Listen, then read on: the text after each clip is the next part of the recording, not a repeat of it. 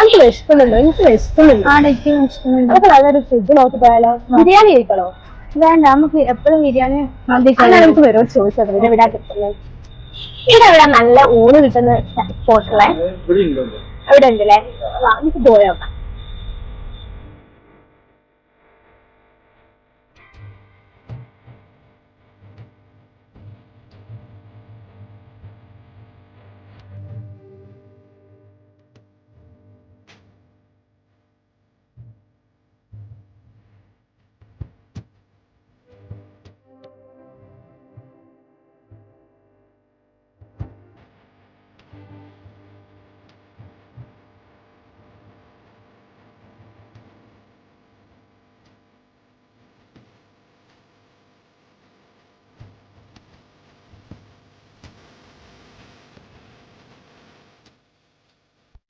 നല്ല പായസം.